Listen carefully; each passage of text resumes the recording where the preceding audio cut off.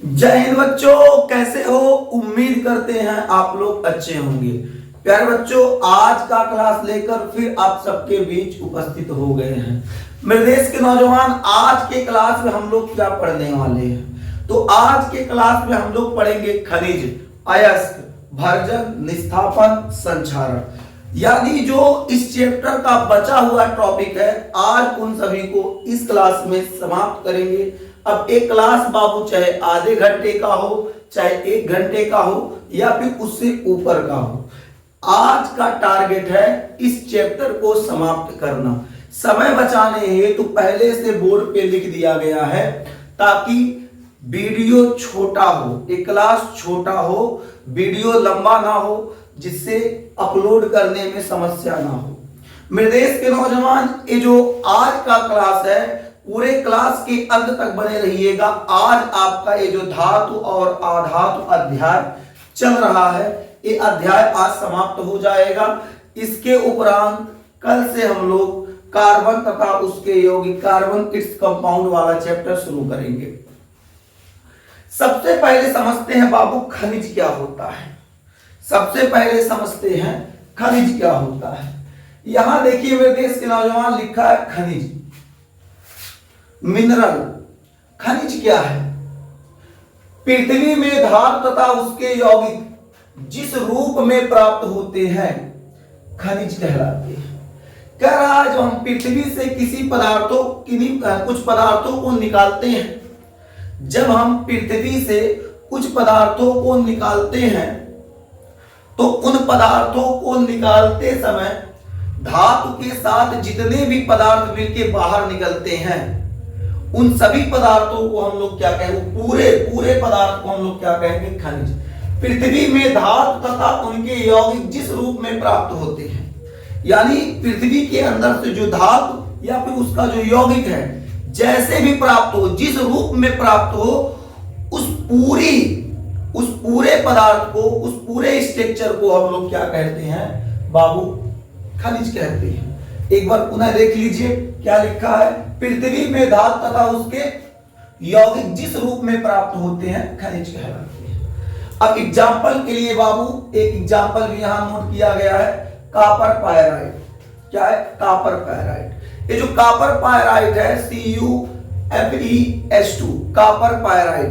तो बाबू copper pyrite के अंदर देखिए, कॉपर पायराइट एक कंपाउंड है। इस कंपाउंड के अंदर कार्बन धातु उपस्थित है और आयरन धातु उपस्थित है, यानी लोहे की मात्रा है और कॉपर की मात्रा है।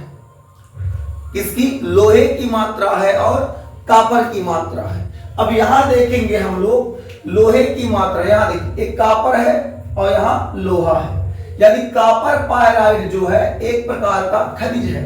इसमें एक पॉइंट भी लिखा गया है, इसमें कॉपर तथा आयरन धातु होते हैं।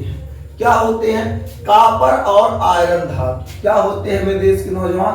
तो कॉपर तथा आयरन धातु यहां लिख देते हैं। क्या होते हैं बाबू?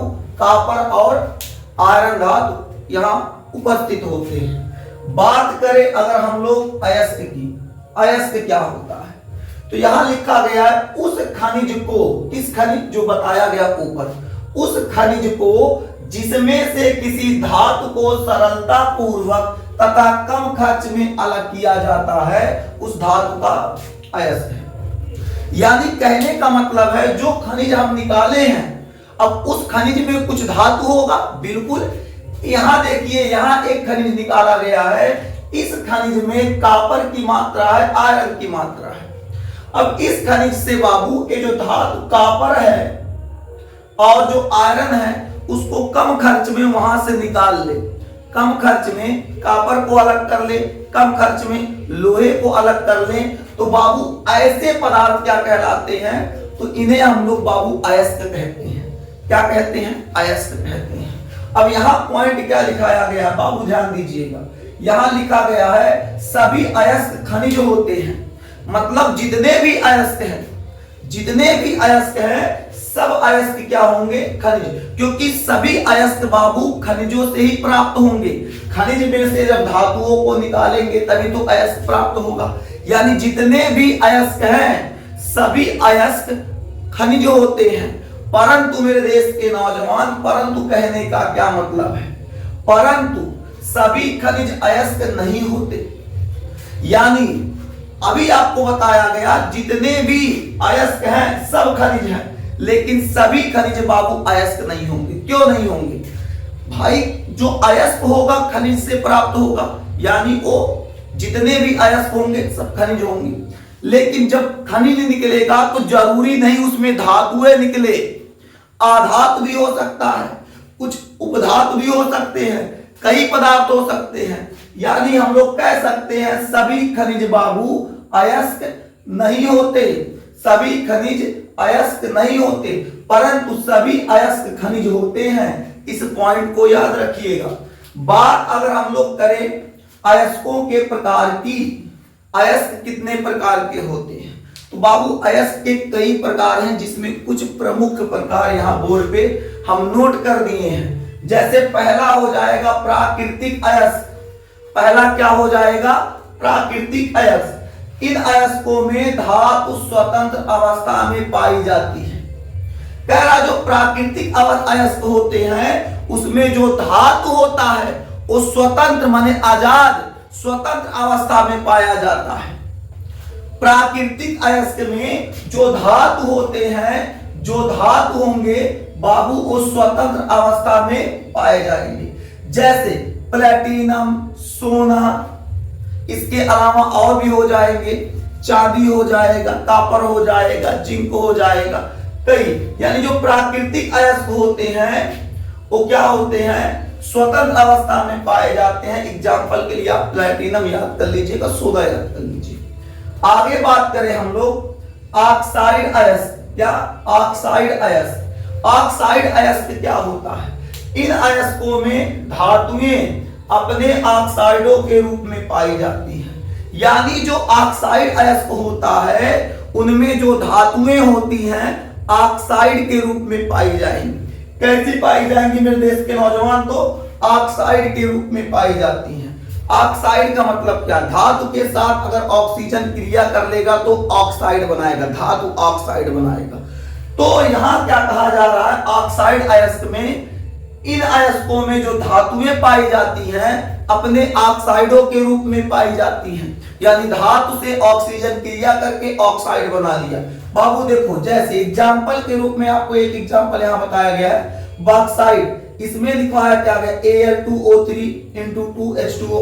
तो ये बॉक्साइड का सूत्र होता है, ऑक्साइड के रूप में पाया जाएगा। अब बात करें सल्फाइड अयस्क की, तो आप कहेंगे सर जब ऊपर ऑक्साइड अयस्क था तो ऑक्साइड के रूप में पाया जा रहा था, सल्फाइड अयस्क है तो सल्फाइडों के रूप में पाया जाएगा। तो बिल्कुल सही है। तो इन अयस्कों में धातुएं अपने सल्फाइडों के रूप में पाई जाती हैं। अब जैसे सिल्वर बाबू, सिल्वर ग्लांस हो जाएगा, Ag2S। सल्फाइड का मतलब क्या? अगर कोई धातु सल्फर के साथ क्रिया कर ले, अगर कोई धातु सल्फर के साथ क्रिया कर लेगा तो सल्फाइड का निर्माण करेगा। यानी बाबू सल्फाइड अयस्क में क्या बताया गया? ये जो धातु जो होता है वो सल्फाइडों के रूप में पाया जाता है। जैसे एग्जाम्पल के तौर पे आप याद रखेंगे सिल्वर ग्लांस। आगे बात करें तो कार्बोनेट अयस्क। कार्बोनेट अयस्क ये क्या होता है? तो इन अयस्कों में धातुएं बाबू आसान है। कार्बोनेट कह दिया तो कार्बोनेट के रूप में पाया जाएगा, क्लोराइड कह दिया तो क्लोराइड के रूप में पाया जाएगा, सल्फाइड कह दिया तो सल्फाइडों के रूप में पाया जाएगा, ऑक्साइड कह दिया तो ऑक्साइडों के रूप में पाया जाएगा।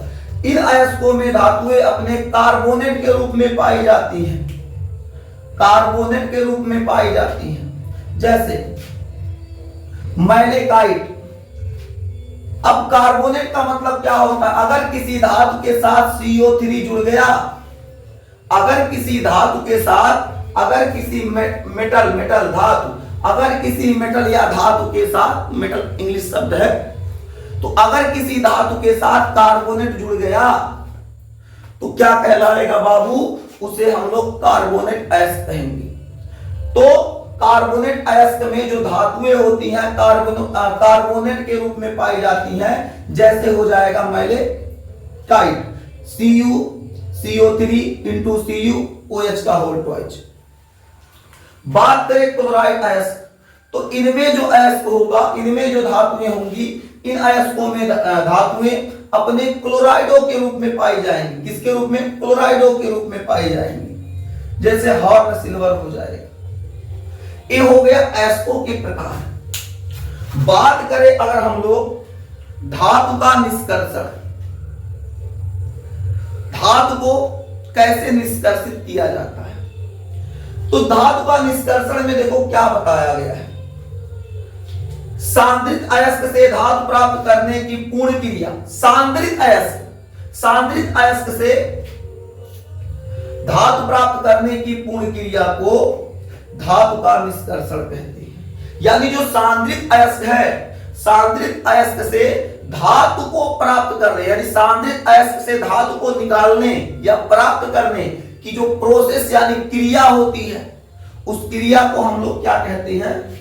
निष्कर्षण कहते हैं। अब धातु को निकालेंगे तो धातु का निष्कर्षण हो जाएगा। ठीक है, धातु के निष्कर्षण में आपका आ जाता है निस्तापन। क्या आ जाता है? निस्तापन। अब निस्तापन में क्या बताया गया? निस्तापन की क्रिया में सांद्रित अयस्क को सीमित वायु में इतना गर्म करते हैं कि इसमें से वाष्पशील पदार्थ निकल जाते हैं, परंतु अयस्क को पिघलने नहीं दिया जाता। कह रहा है कि निस्तापन की क्रिया में सांद्रित अयस्क जो होता है, जो भी यहां बताया गया, जो सांद्रित अयस्क होगा उसको बाबू क्या करते? सीमित वायु में इतना गर्म किया जाएगा कि गर्म करने से क्या होगा? उसमें से वाष्पशील, जो माने भाप बन के उड़ने वाले पदार्थ, वाष्पशील पदार्थ निकल जाते हैं, परंतु बाबू अयस्क को पिघलने नहीं दिया जाता।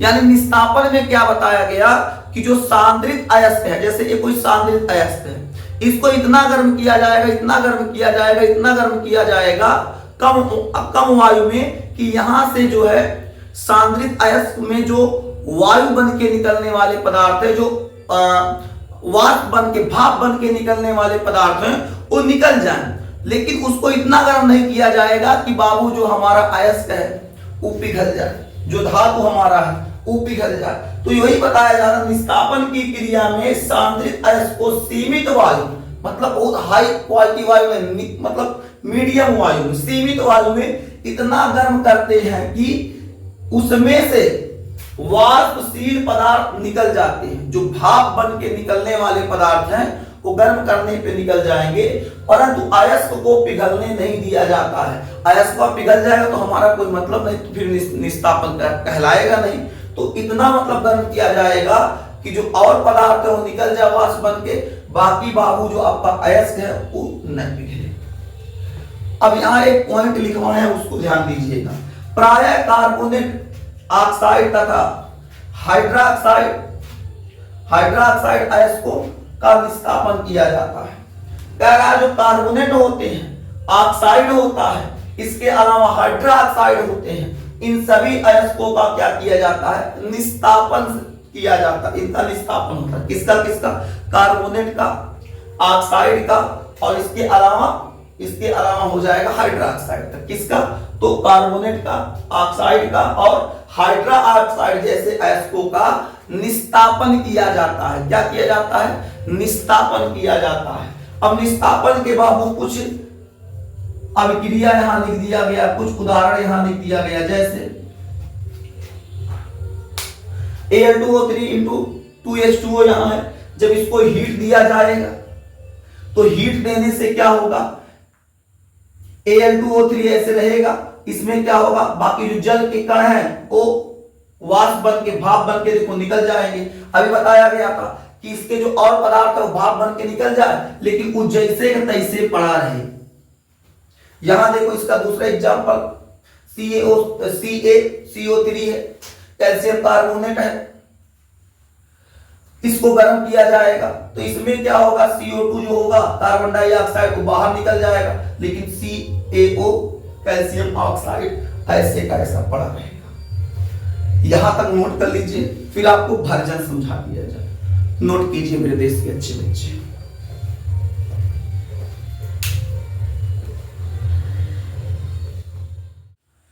चलिए मेरे देश के नौजवान, अब हम लोग पढ़ेंगे भर्जन।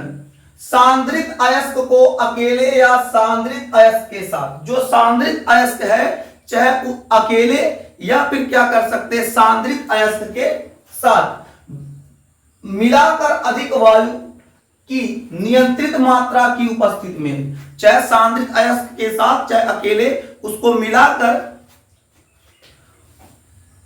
अधिक वायु की नियंत्रित मात्रा की उपस्थिति, मतलब हाई क्वालिटी एयर हो, मतलब वायु की मात्रा ज्यादा हो, अधिक वायु में नियंत्रित मात्रा की उपस्थिति में अधिक ताप पर बिना पिघलाए, मतलब उसको टेम्परेचर हाई हो लेकिन पिघलना नहीं चाहिए, तो बिना पिघलाए गर्म करने की क्रिया को हम लोग क्या कहते हैं, भर्जन कहते हैं। देखिए भर्जन के लिए बाबू क्या है, यहां एक पॉइंट लिखाया गया है।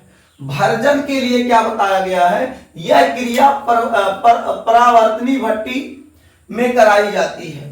यानी जो भर्जन की क्रिया होती है वो परावर्तनी भट्टी में कराई जाती है। कहां कराई जाती है, तो मेरे देश के नौजवान परावर्तनी भट्टी में कराई जाती है।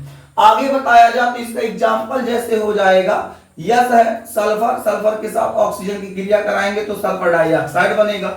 दूसरा एग्जाम्पल यहां लिखा है, आर्सेनिक की क्रिया हम लोग ऑक्सीजन से कराएंगे तो AS2O3 बनेगा। बात अगर करें, इसमें एक नोट लिखाया गया है, खनिज में प्रायः पत्थर के टुकड़े, मिट्टी के कण, कंकड़, बालू तथा चूने का पत्थर आदि अशुद्धियां मिली होती हैं। इन अपद्रवों को गैंग या अधात्री या मैट्रिक्स कहते हैं। यानी क्या बताया गया, जो खनिज हम लोग प्राप्त करते हैं, जो खनिज हम लोग खोज के निकालते हैं, उस खनिज में बाबू कई प्रकार की अशुद्धियां पाई जाती हैं। जैसे पत्थर के कण हो जाएंगे, छोटे छोटे धूल के कण होंगे, इसके अलावा कंकड़, बालू, इसके अलावा चूने का पत्थर आदि चीजें पाई जाएंगी। इन सब अपद्रवों को, इन सब गंदगियों को हम लोग क्या कहेंगे, मैट्रिक्स या गैंग या इसे अधात्री कहते हैं। चाहे मैट्रिक्स कह लीजिए या गैंग कह लीजिए या अधात्री कह लीजिए, बात एक ही है। बात करें आगे तो बाबू लास्ट टॉपिक आ जाता है संक्षारण। संक्षारण क्या होता है, यहां लिखाया गया है, लंबे समय तक आर्द्र वायु में, आर्द्र माने नम, नम मतलब नमी, तो लंबे समय तक आर्द्र वायु के संपर्क में रखने से लोहा जैसे कुछ धातुओं की सतह वायु में उपस्थित जल, अम्ल, अन्य गैसों से क्रिया कर यौगिक की परत बनाती है। आगे धातु की चमक समाप्त हो जाती है, प्रायः यह परत धीरे धीरे झड़ने या गलने लगती है।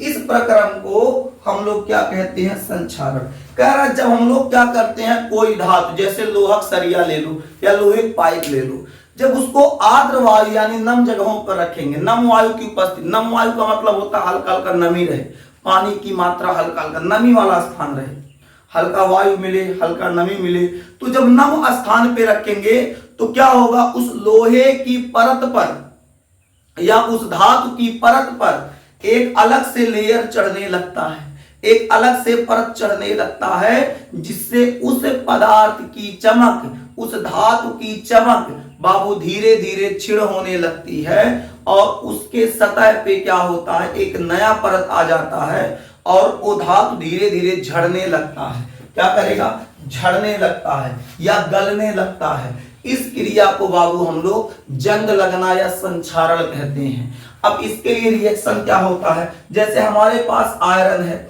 आयरन जब ऑक्सीजन के संपर्क में, नम ऑक्सीजन के संपर्क में आएगा तो बाबू ये क्या, देखो आयरन है, ऑक्सीजन और जल, ऑक्सीजन और जल के संपर्क में आएगा तो भाई साहब जाहिर सी बात उस पे जंग लगेगा, उस पे क्या लगेगा, जंग लगेगा। ठीक है, ये क्या है, जंग है। तो कहने का मतलब जो आयरन होता है या कोई भी धातु है, ऑक्सीजन और जल के संपर्क में आए, ऑक्सीजन जल ना कहें तो आप कह सकते हैं कि जब कोई धातु नम वायु का मतलब हो जाएगा उसमें पानी भी आ जाएगा और उसमें ऑक्सीजन भी आ जाएगा। जब कोई धातु नम वायु के संपर्क में आता है तो उसके सतह का क्षरण क्या होता है, प्रारंभ हो जाता है। उसके सतह का क्षरण प्रारंभ होता है और उसका सतह क्या होता है, झड़ने लगेगा या गलने लगेगा। इस क्रिया को संक्षारण कहेंगे और संक्षारण का रिएक्शन यहाँ है। इसके अलावा अगर बात करें संक्षारण से कैसे बचा जाए, इसकी सुरक्षा क्या है, तो इसकी कई सुरक्षाएं हम आपको बस समझाने के लिए 2-3 लिख दिए हैं। पहला, धातु की सतह पर पेंट की परत चढ़ाकर। आप चाहें तो धातु की सतह पर क्या चढ़ा सकते हैं, पेंट चढ़ा देंगे तो लोहे जैसी सामग्रियां, देखो आपके घर में अगर छत के आगे रेलिंग वगैरह लगा होगा तो पेंट मार दिया जाता ताकि इस पे जंग ना लगे, लंबे समय तक चले, वरना वो आज बनवाए अगले साल बेचारा झरना शुरू हो जाएगा, खराब हो जाएगा, कुल पैसा डाण हो जाएगा। तो वही बताया जा रहा, धातु की सतह पर क्या लगाया जाएगा, पेंट की परत चढ़ाकर। इसके अलावा धातु की सतह पर तेल या ग्रीस लगा के, देखो साइकिल वगैरह आपका है तो उसमें आप देखते हो रिनिया में देखो चमकदार परत चढ़ा होता है, या उसको छोड़ो, आप साइकिल देखते हो बारिश के मौसम में जंग खाने लगता है, माने मुरझाने लगता है, तो जंग से बचने के लिए आप वहां पूरा तेल ग्रीस पोत देता है, जैसे बोर कटोरी में देखा तेल पूरा पोत देते हो जिससे वो सुरक्षित हो जाए। तो वही कह रहा है कि धातु की सतह पर तेल या ग्रीस, भाई ग्रीस मांगे तो तेल से तुम काम चला लो। आगे देखो, नमी वाले स्थानों से दूर रखकर, यानी जो कह रहा है अगर आप संक्षारण से बचना चाहते हैं तो संक्षारण से बचने के लिए आप अपनी धातु की वस्तु को नमी वाले स्थानों से दूर रखिए। इसके अलावा और भी कई चीजें हैं, कई बचाव है, कई सुरक्षा है, तो हम लोग क्या कर सकते हैं, इतना समझ सकते हैं। बाकी आपको संक्षारण के बारे में अध्याय पहले में बता दिया गया था कैसे क्या होता है, आपको बस यहाँ रिएक्शन वगैरह थोड़ा सा बताना था कैसे क्या। ठीक है, आज के लिए बस इतना ही है। आज ये आपका चैप्टर समाप्त होता है, फिर आपसे मिलेंगे अगले क्लास में। यहाँ तक नोट्स अपना कंप्लीट कर लीजिएगा, बना लीजिएगा। ठीक है, कल हम लोग एक नया अध्याय शुरू करेंगे, कार्बन तथा उसके यौगिक। आज के लिए इतना ही, फिर मिलेंगे आपसे अगले क्लास में, तब तक के लिए जय हिंद।